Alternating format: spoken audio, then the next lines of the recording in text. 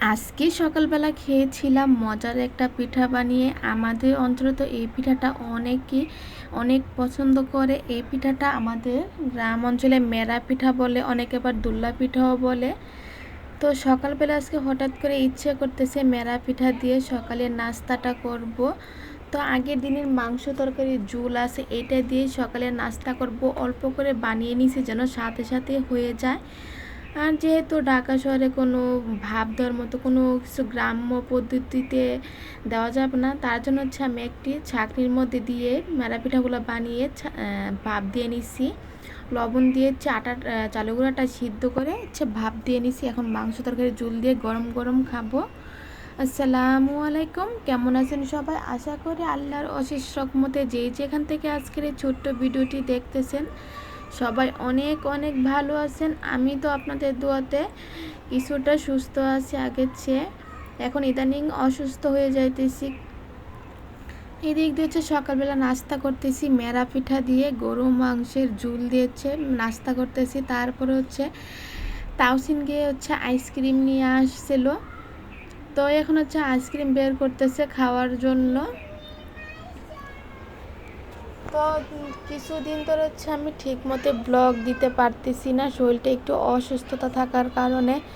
তারপর আপনাদের ভাইয়া বাজারে গিয়েছিল, বাজার থেকে আম নিয়ে আসছে। তো আমগুলো দেখতে সুন্দর উপর দিয়ে, কিন্তু ভিতরে খেতে মানে একটু মিষ্টি ছিল না, অনেকটা টক টক ছিল এই আমগুলা। কিন্তু দেখে মনে হচ্ছে অনেক মিষ্টি হবে, কিন্তু না, অনেক টক। তো নিয়ে আসার মানে যখন আনবে তখন নাকি ওই লোকে বলতেছে মিষ্টি হবে আমগুলা, সেই জন্য নিয়ে আসছে। তো আনার পর তো যখন কাটছি খাওয়ার জন্য, পরে খাইতে গেছি দেখি অনেক টক। কী আর করবো, টাকার কিনা জিনিস ফেলে তো দেওয়া যাবে না, খেতে হবে। আর এখন নাকি 100 টাকা করে নিছিল কেজি, সেজন্য ভিডিওতে ভয়েস দিতে গিয়েও কিন্তু শান্তি পাই না। যেখানে বসি না কেন ভিডিওর ভয়েস দেওয়ার জন্য এই চিগলি হবে। তো যেহেতু আমার বাসার পাশে মাঠের মধ্যে মানে বাচ্চারা খেলাধুলা করে, তো ভয়েস দিতে গেল যেখানে বসি না কেন সেখানে এই শব্দটা আসে। আর এদিক দিয়ে আমি দুপুরে রান্না বসিয়ে দিছি। গরু মাংস রান্না করব, করলা ভাজি করব, আর দেন শুটকি বোনা করব। এই ছিল আজকে দুপুরের রান্না বান্না। তো এদিক দিয়ে অলরেডি মাংসটা বসিয়ে দিছি, কষানো হয়ে গেছে মাংসটা।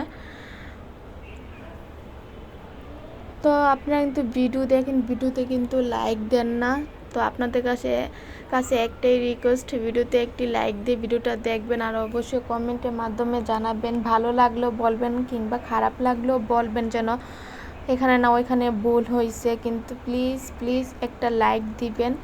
দেখা যায় ভিডিওতে যদি ভিউ আসে 10টা, কিন্তু লাইক আসে 2টা 3টা এরকম। কিন্তু আমার ভিডিওতে মানে ভিউ হয় না, লাইকও হয় না, বুঝি না কেন। আপনাদের কাছে কি ভালো লাগে না? তো প্লিজ দয়া করে একটা লাইক দিতে বলবেন না। আর 3 থেকে 4 মিনিট অবশ্যই ভিডিওটা দেখবেন, তা না হলে কিন্তু আপনার চ্যানেলেরও ক্ষতি, আমারও ক্ষতি, যদি 3 থেকে 4 মিনিট ভিডিওটা না দেখা হয়।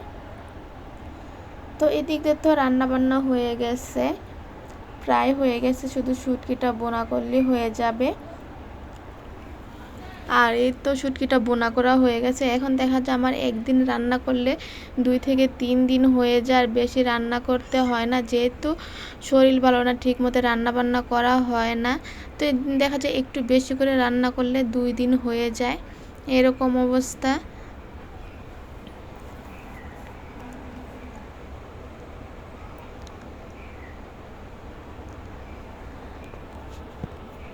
তো এখন দেখা যায় তরকারি তো বেশি জাল দিয়ে খেতে পারি না, জাল না হলে কিন্তু খেতেও ভালো লাগে না।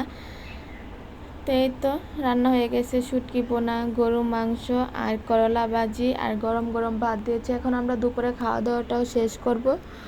তো আজকের মতো এই পর্যন্তই। আপনারা সবাই ভালো থাকবেন, সুস্থ থাকবেন, আমাদের জন্য দোয়া করবেন। আর আপনারা যেখানে থাকেন না কেন সাবধানে থাকবেন, পরিবারে খেয়াল রাখবেন। আল্লাহ হাফেজ।